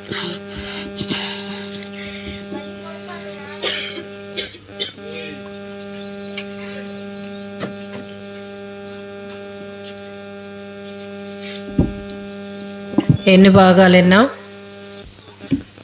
అమ్మా? భాగాలు కేటాయించలేదా? మొదటిది ఏంటిది? స్తుతి. మొదటిది స్తుతి. దేవుని ఏం చేయాలి మనము? మంచిది. దేవుణ్ణి మనం ప్రతి విషయంలో, కష్టంలో నష్టంలో ఏం చేయాలా? దేవుని స్తుతించాలా. రెండోది నాలుక. సాత్వికమైన నాలుక జీవవృక్షం. మన నాలుకలను మనం ఏం చేసుకోవాలా? స్వాధీనంలో ఉంచుకోవాలంట.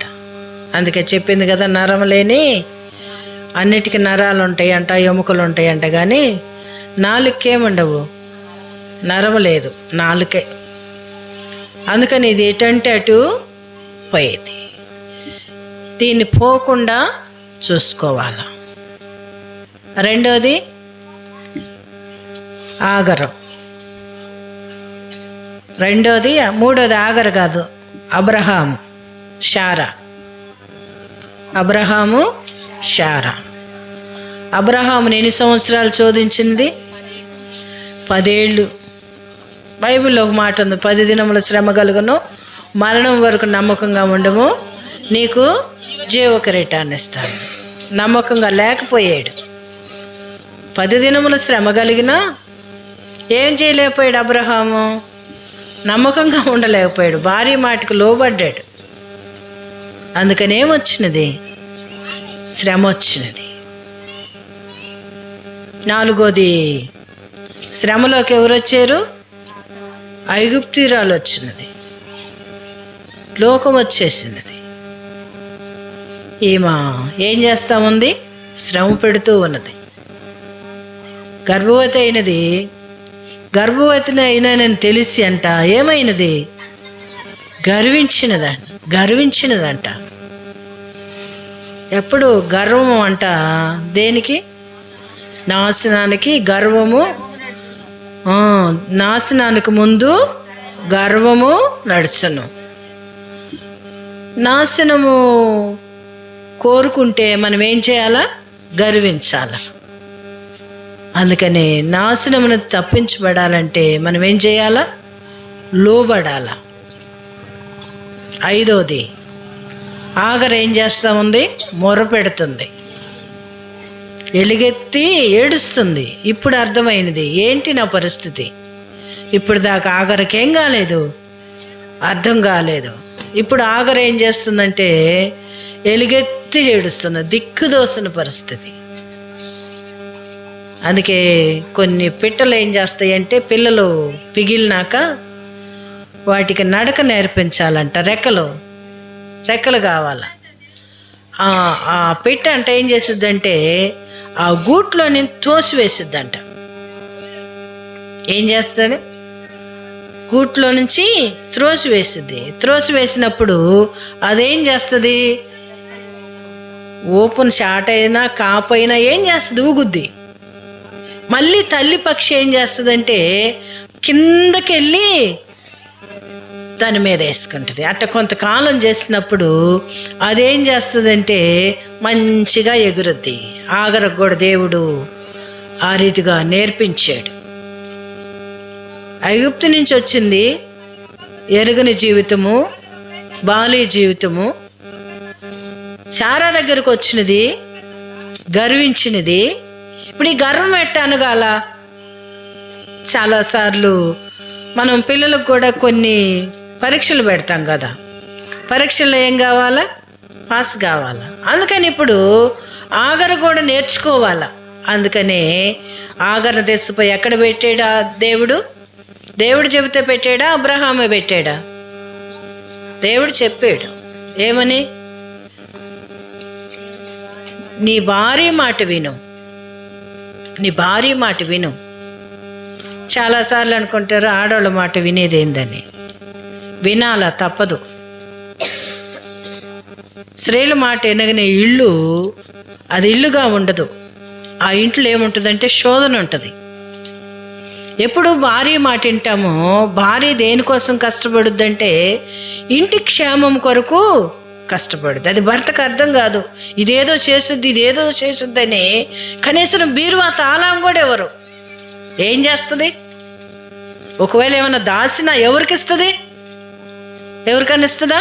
తన కుటుంబం కొరకు, తన కొరకు సిద్ధపడద్ది. అందుకని ఇక్కడ అబ్రహాం ఎప్పుడు ఆ శారా మాట విన్నాడో అప్పుడు ఆ కుటుంబం ఏమైనది? ఆశీర్వదించబడ్డది. మన ఆత్మీయ జీవితంలో ఈ 5 ఆశీర్వాదం మనం కూడా పొంది దేవుణ్ణి స్తుతించే వారముగా ఉండాల. ప్రతి విషయంలో ఏం చేయాలా? దేవుని అది మంచిది. అదేంటిది? మంచిది. ఈ మంచి పని మనం అందరం కూడా చేయాలా. ఇటు అనుభవం కలిగిన వారమై ఈ 5 అనుభవాన్ని దేవుని మనం స్తుతించే వారముగా ఉందాం. ప్రేరేపించబడిన వారు ఒక్కరు దేవుని సన్నిధిలో ప్రార్థన చేయండి.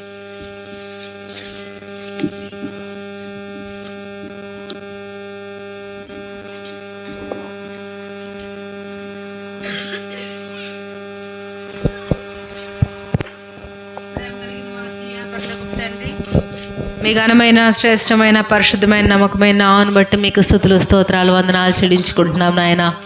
2025 సంవత్సరం అంతా కూడా మీరు బొడ్డువాని పాలని మీరు ప్రేమించి దేవా 2026 సంవత్సరంలో నాయన మరొక స్త్రీల కోటాన్ని రీతి కలిగి ఉండడానికి మీరు కృప చూపించిన విధానం అంతటిని బట్టి మీకు స్తోత్రాలు చెల్లించుకుంటున్నాం నాయన. దేవా ఈ రీతిగా నాయన మరల ఈ ఆత్మీయ కుటుంబానికి మీరు భారం అనుగ్రహించి ఈ ప్రాంతమంది స్త్రీల పరిచయం మీరు అనుగ్రహించినందుకు మీకు వందనాలు. దేవా నిలవబెట్టుకొని దాసరాల్ని మా మధ్యాహ్నం మీరు మాట్లాడిన లేఖన భాగాలను బట్టి మీకు స్తోత్రాలు చెల్లించుకుంటున్నాను ప్రభువా. దేవ యెహోవాను స్తుతించుట మంచిది అన్ని లేఖన భాగాలు సెలవిస్తున్న ఆయన ప్రతి విషయంలో నీకు కృతజ్ఞతాస్తులు చెల్లించాలని మీరు జ్ఞాపకం చేస్తూ వచ్చారు ప్రభువా. ఏమిచ్చి మీ సాన్నిధ్యానికి రాగలం ప్రభా. నీవు అనుగ్రహించిన ఆరోగ్యముకై, ఆయుష్కై, నెమ్మదికై ప్రభా, నీవు మా జీవితాల్లో చేసిన మేళ్ళకై ఏమి అర్పించగలం ప్రభా. నీకు వందనాలు, స్తుతులు, స్తోత్రాలు చెల్లించుకుంటున్నాను నాయన. నీకు వందనాలు. అదే రీతిగా ప్రభా నాయన అయ్యా నాలుకను గురించి మీరు మాట్లాడుతూ వచ్చారు. సాత్వికమైన నాలుక జీవవృక్షం అని చెప్తూ వచ్చారు ప్రభా. మృదువైన మాట కోపం చల్లార్చనని నీ లేఖన భాగాల ద్వారా జ్ఞాపకం చేస్తూ వచ్చారు. ఆ రీతిగా ఆడవారంగా, స్త్రీలంగా మేము అయ్యా ఎవరైతే నాలుకను అదుపులో ఉంచుకుంటారో వారు తమ సర్వ శరీరమును స్వాధీనమందు ఉంచుకుంటారని జ్ఞాపకం చేస్తూ వచ్చారు కదా ప్రభా. మేము కూడా అట్టి వారం గుంటకు సహాయపడుతూ రావాల్సిందిగా ప్రార్థిస్తున్నాను ఆయన. నీకు వందనాలు. అబ్రహాము జీవితాన్ని జ్ఞాపకం చేస్తూ వచ్చారు ప్రభా. నిజంగా 10 సంవత్సరముల శోధనలో ప్రభా అయ్యా అబ్రహాము నాయన తన యొక్క భార్య మాట విని దేవా నిజముగా నాయన అయ్యా శ్రమ తెచ్చుకున్నట్లుగా మీరు జ్ఞాపకం చేస్తూ వచ్చారు. హాగర్ రావటం వల్ల 13 సంవత్సరాల ఆత్మీయ జీవితానికి ఎడబాటు వచ్చిందని నాయన మీరు జ్ఞాపకం చేస్తూ వచ్చారు. అయ్యా నీకు వందనాలు దేవా. మీరు నాయన అయ్యా హాగర్ రావటం వల్ల ఆ కుటుంబంలో ఎంత శ్రమ వచ్చింది అయ్యా. హాగర్ గర్విష్ఠురాలే ఎంత పతనావస్థకు చేరింది మీరు జ్ఞాపకం చేస్తూ వచ్చారు దేవా నాయన అయ్యా. ఆ రీతిగా మేము కూడా గర్విష్ఠులంగా కాక దీనులంగా మీ సాన్నిధ్యంలో బ్రతికే వారం గుంటకు సహాయం చేయండి, కనికరించండి, కృప చూపించండి. హాగర్ నువ్వు కనికరించి హాగర్కి నువ్వు తోడుగా ఉండి నేమా ఆ యొక్క నైనా అరణ్యములో నైనా హాగర్ని హెచ్చరిస్తూ వచ్చిన విధానం బట్టి నీకు వందనాలు. అంటే మా జీవితాల్లో కూడా మీ రాష్ట్రాల ద్వారా, మీ లేఖన భాగాల ద్వారా, నీ వాక్యం ద్వారా మమ్మల్ని కూడా ఆ రీతిగా హెచ్చరిస్తూ మా కుటుంబాలని ఎందుకు కట్టుకోవడానికి నీ కృపానుగ్రహించి ఆశీర్వాద పాత్రులుగా నాయన అబ్రహాము నాయన మీరు చెప్పిన మాటకు లోబడి ఏ రీతిగా అయితే హాగను పంపివేశాడో ఆ రీతిగా తీసుకోవాల్సిన నిర్ణయాల విషయంలో నీ వాక్య ప్రకారంగా జీవించే వారంగా మమ్మల్ని కూడా స్థిరపరచి బలపరచమని ఈ బడువాని పాలెం ప్రాంత ప్రజలను బట్టి ప్రార్థిస్తున్నాం ప్రభువా. ప్రతి నెల జరుగుతున్న ఈ యొక్క కూటం ప్రతి గడపకి నీ యొక్క సువార్త అందించబడతా ఉంటుంది దేవా. ప్రతి ఒక్క ఇంటిలో నీ యొక్క సువార్త వినబడతా ఉంది. లోబడే హృదయాన్ని దయచేయండి, ఆటంకాలను తీసివేయండి, నీకు లోబడ్డానికి కృప అనుగ్రహించండి ప్రభువా. మెత్తని హృదయాన్ని దయచే రక్షణ మార్గంలో నడిపించండి. ఏ ఒక్క ఆత్మ నశించిపోవడం నీకు ఇష్టం లేదు కదా ప్రభువా. ఇదే మీకు అనుకూలమైన సమయం. ప్రతి ఒక్కరిని మీ రక్షణలోకి నడిపించి మహిమ ఘనత ప్రభావాలు మీరే పొందుకొనమని యేసయ్య అతి పరిశుద్ధమైనటువంటి నామంలో అడిగి వేడుకుంటున్నాము తండ్రి, ఆమేన్. పరిశుద్ధుడైన మా తండ్రి, నమ్మకమైన దేవా, సర్వశక్తి కలిగిన దేవా, మీకు వందనాలు స్తోత్రాలు చెల్లించుకుంటున్నాం. ఈ దాసరాలు నిలవబెట్టుకొని ప్రభువా మాతో మాట్లాడుతూ వచ్చిన మీ వాక్య భాగాన్ని బట్టి మీకు వందనాలు స్తోత్రాలు తండ్రి. కీర్తనలు 92 మొదటి వచనం, యెహోవాను స్తుతించుట మంచిది అనే మాటను బట్టి మీ స్తోత్రాలు దేవా. మేము మిమ్మల్ని స్తుతించే వారముగా ఉండటానికి తండ్రి కృపను అనుగ్రహించండి, సాయం చేయండి. నాలుక ప్రభువా అవయవములో అది సిచ్చుబెట్టును, అది తండ్రి ఆ రీతిగా నాలుకను నా తండ్రి స్వాధీనంలో ఉంచుకున్నవాడు ధనుడని మీరు సెలవిస్తున్నారు ప్రభువా. నాలుక ప్రభువా మీ కృపను అనుగ్రహించండి. ఆ రీతిగా మా నాలుకలను మేము తండ్రి మీ స్వాధీనంలో ఉంచుకోవటానికి సహాయం చేయండి, మీ కృపను అనుగ్రహించండి. ఆగర్ను అబ్రహాము తండ్రి శారాయి దేవా 10 సంవత్సరాలు శోధించినప్పుడు అబ్రహాము శారా మాట విన్నాడు బట్టే దాన్ని బట్టి తండ్రి వారు 13 సంవత్సరాలు మీకు దూరం అయినట్టుగా వాక్య భాగంలో ఉన్నది దేవా. మేము తండ్రి మనుషుల మాట వినక మీ మాటలు వినటానికి మీరు చెప్పిన వాగ్దానం ప్రకారము మేము నమ్మి ముందుకు పోవటానికి సహాయం చేయండి, కృప చూపించండి. తిరిగి తండ్రి ఆగరను తీసుకొచ్చారు. ఆగర గర్భవతి అని ఎరిగి తండ్రి తాను గర్వించినదిగా ఉన్నది ప్రవ్వా. గర్వం నా తండ్రి నాశనానికి తీసుకుపోయిద్దని మీ వాక్యం ఉన్నది. గర్వించక మీ సందులో నిలిచి ఉండాలని మీరు సెలవిస్తూ ఉన్నారు. ఆ రీతిగా తండ్రి దేవా అబ్రహామును జ్ఞాపకం చేసుకున్నారు. ఆ శారాను చెప్పిన మాట వినమన్నప్పుడు తండ్రి తాను దుఃఖపడుతున్నప్పుడు తండ్రి నువ్వు దుఃఖించొద్దు, నీ భార్య చెప్పిన మాట వినమన్నాడు. విన్నప్పుడు తండ్రి ఆగరను తీసుకెళ్ళినప్పుడు ఆగర అరణ్యములో ఉండి తండ్రి తాను ఏడుస్తూ మొరపెడుతూ ఉన్నది. ఆ మొర విన్నారు. ఆగర మొర విని తన సంతానాన్ని అత్యధికమైన ఆశీర్వాదం మీరు అనుగ్రహించారు ప్రభువా. మీ స్తోత్రాలు. మేము కూడా తండ్రి ఆ రీతిగా మీ సన్నిధిలో నిలిచిండి మీ ఆశీర్వాదాలకు పాత్రలుగా మిమ్మల్ని స్తుతించడానికి సహాయం చేయమని దాసుడు శ్రీనివాసరావుని బట్టి మాధవుని బట్టి బిడ్డలు ఇద్దరిని బట్టి మీ స్తోత్రాలు. ఇక్కడ కూడి ఉన్న ప్రతి బిడ్డను బట్టి మీ స్తోత్రాలు. మైక్ శబ్దం ద్వారా వింటున్న ప్రియ బిడ్డలందరిని బట్టి మీ స్తోత్రాలు దేవా. మీ సన్నిధిలో ప్రభు ఆగరవలే దేవా మీ సన్నిధిలో మొరపెట్టేవారుగా ఉండినట్టుగా సహాయం చేయమని వందనాలు చెల్లిస్తూ యేసు ప్రభు నామమున ప్రార్థిస్తున్నాం తండ్రి, ఆమేన్.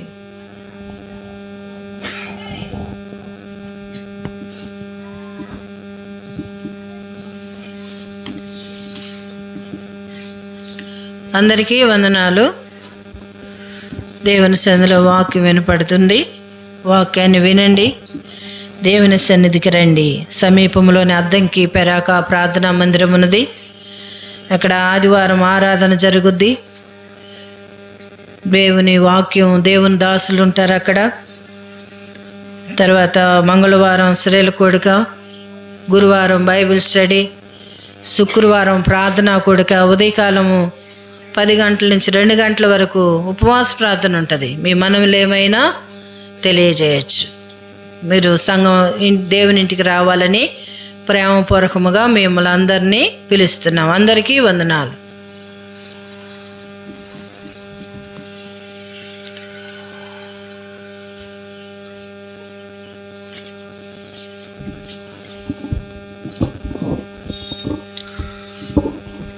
దేవుడు మనల్ని అందరినీ కూడా జ్ఞాపకం చేసుకొని మరొక మాసము తన కృపను చూపించి ఈ మాసం కూడా ఈ రీతిగా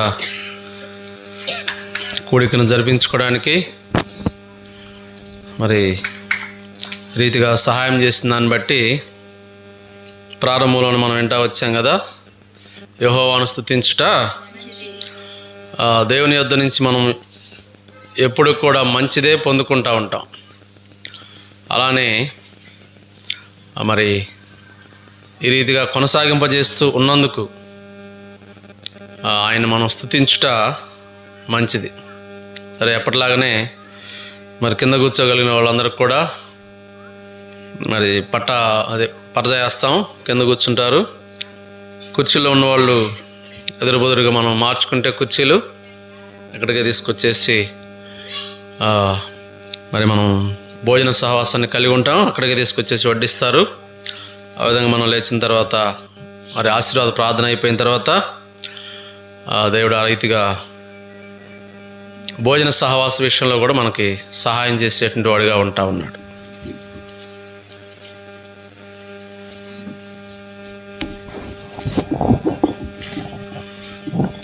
తండ్రి అయిన ప్రభు అయిన యేసుక్రీస్తు నామమును ఆయన సన్నిధిలో చేరి వచ్చిన ప్రజలందరికీ సదాకాలము తోడయుండునుగాక. ఆమేన్.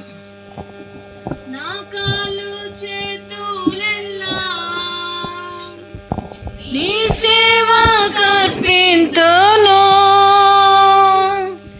నా కాళ్ళు చేతులెల్లా నీ సేవ కర్పింతును, నా నాలుక నిత్యము నిన్ను స్తుతింపనిమ్ము. నా నాలుక నిత్యము నిన్ను స్తుతింపనిమ్ము.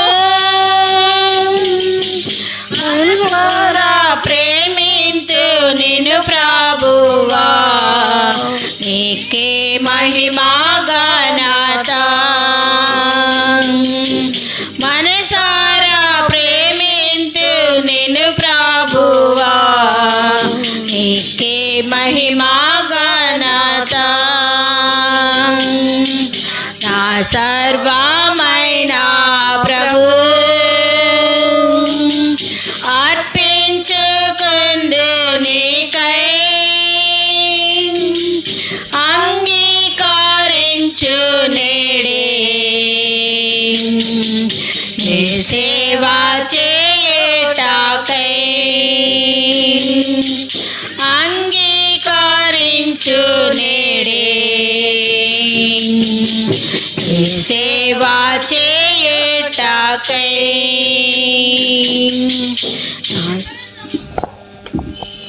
అందరికీ వందనాలు.